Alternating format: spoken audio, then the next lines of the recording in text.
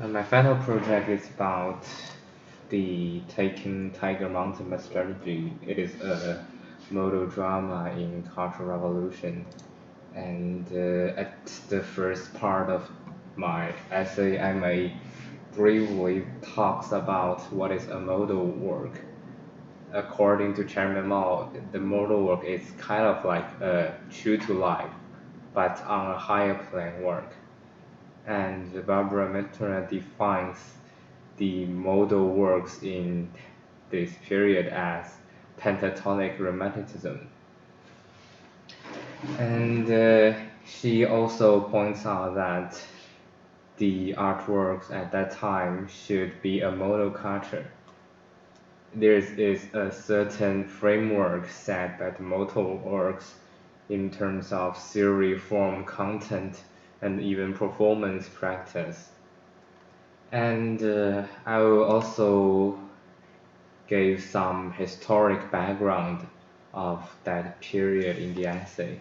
First is the modernization of Peking opera started from 1949 as we have seen in the readings. Like the Ke Qingshi, the officer of Shanghai points out a point that the operas should focus on modern subjects, writing about the past 13 years. And Jiang Qing, in her speech in the 1969 convention, also points out that the workers, peasants, and soldiers should be the center of the stage, like for like the new art and literature. And definitely some background information about Cultural Revolution should be included. I may talk about I may briefly introduce how films and other history plays become the object of criticism. And based on that, the modernized opera was promoted to show audience what was right.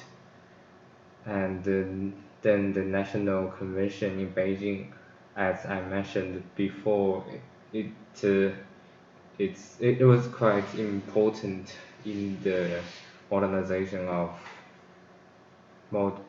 Peking opera and the establishment of model works. And the next part of my essay will focus on the model work Taking Tiger Mountain by strategy. It is one of the 8 model dramas. It was first created in 1958 by Shanghai Peking Opera Theater, and Jiang Qing watched it, and she thought it was a good piece to be transferred into a model work, and so and in 1969's National Convention, she particularly praised the revisions of Taking Tiger Mountain by strategy, as well as the official who taking charge of these revisions, Ke Qingshi. And another important figure is Yu Huiyong.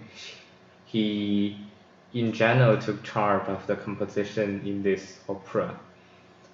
And the version that I may focus in this essay is the official final version, and it adapts into a film which released in 1970.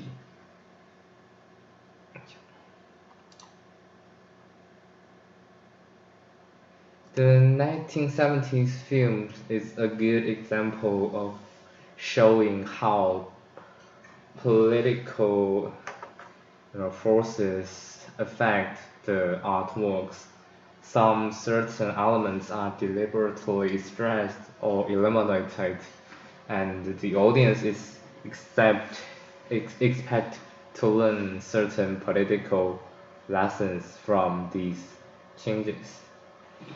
For example, like some unimportant figures in the novel disappeared in the 1970s version. By doing so, it gives more space to the main hero Yang Zirong. And in terms of the plot, some senses are added compared with the original novel. In sense 3, the sense which is about Yang Zirong asks the daughter of the hunter Changbao and her father about their suffering was added. And Yang Zirong's figure is also quite interesting and affected by the political forces at that time. He is a kind of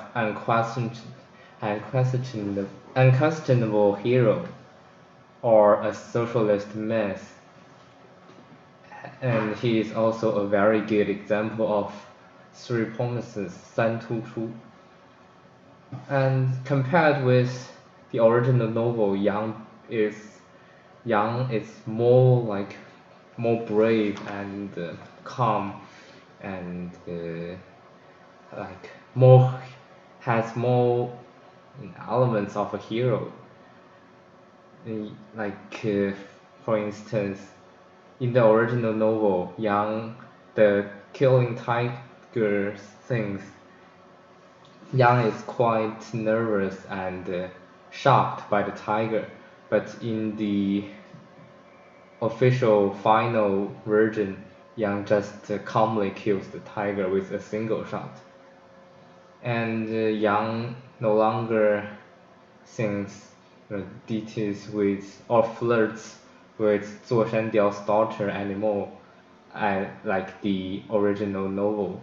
And this character, Zuo Shandiao's daughter, eventually disappeared in this version, like I have mentioned before. Some unimportant figures disappeared completely in order to give more space to Yang Zirong.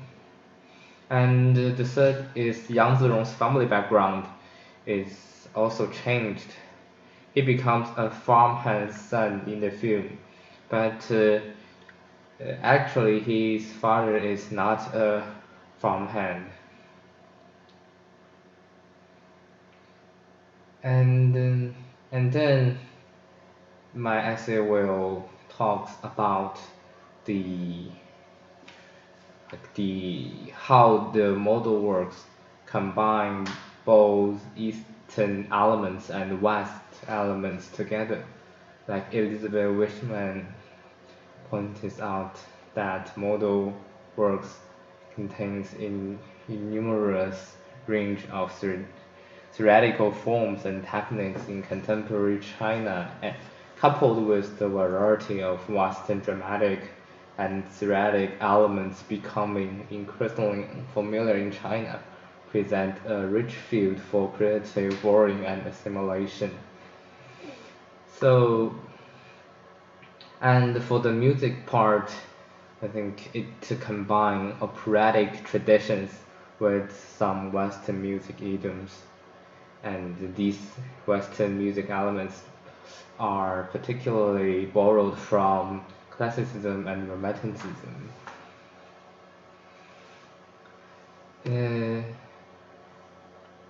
When it comes to the operatic traditions, you can see in this opera, the characters still follow the 4 skills and 5 acting rules.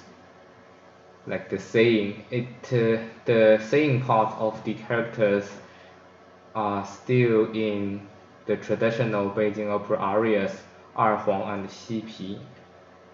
And the speaking parts is kind of different from the traditional Beijing opera.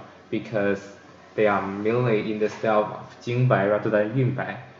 京白 is much more easily to be understood by the masses because it shares more similarity with the Mandarin.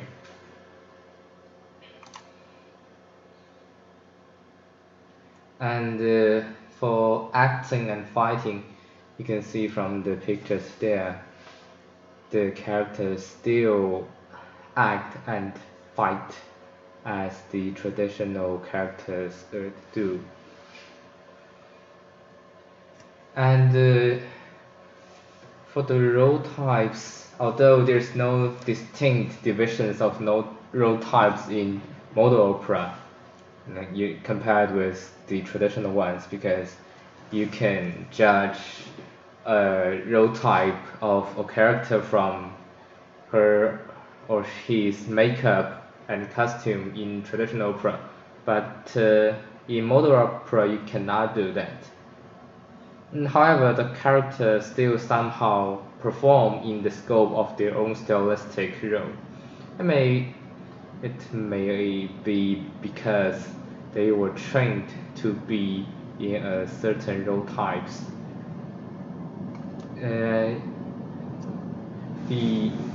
Like you can see, Yang Zirong and the chief of staff could be seen as 老生 in terms of their singing style. And Chang Bao in the opera is a kind of Dao Ma Den. However, she sings in the style of Xiao Sheng to emphasize her bravery.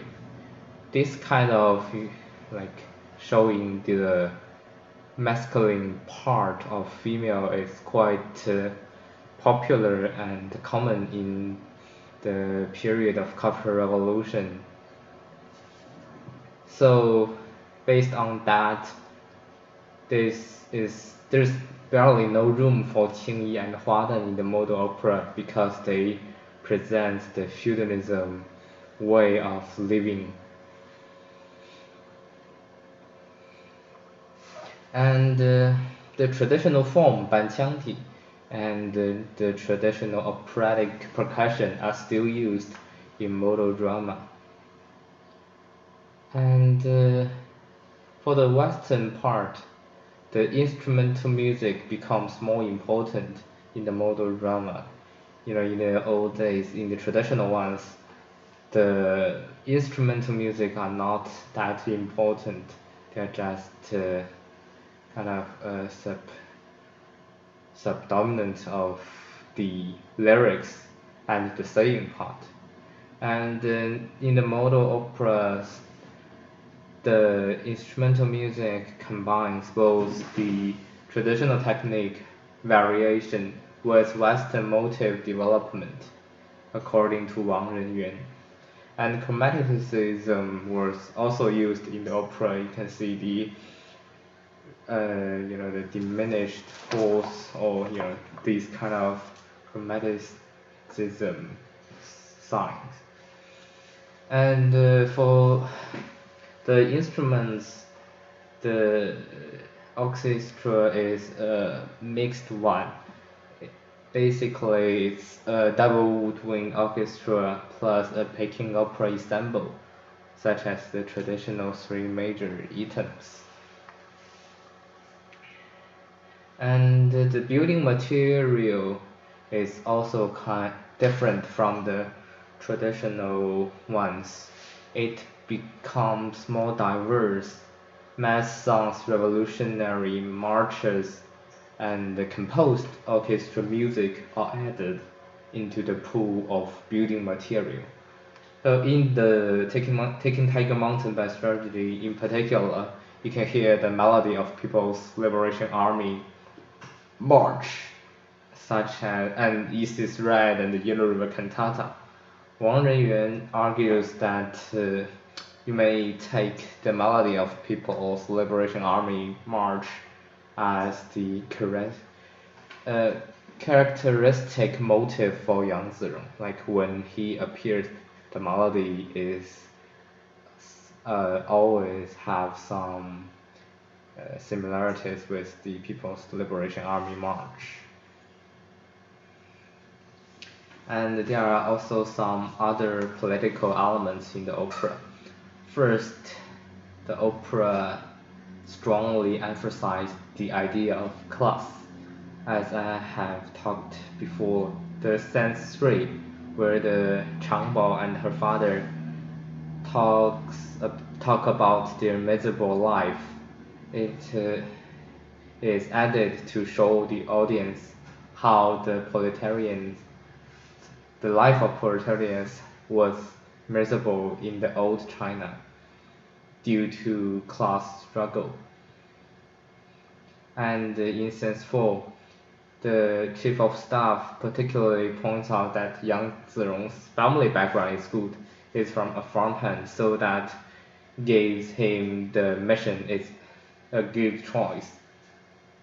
And in sense 7, the chief calls Li Yongqi one of their own, after knowing he is a railway worker.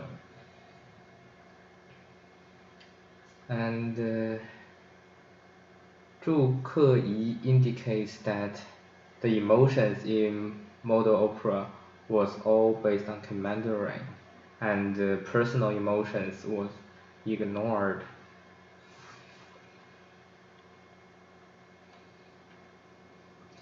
And one can also say how the model operas emphasize the significance of Chairman Mao.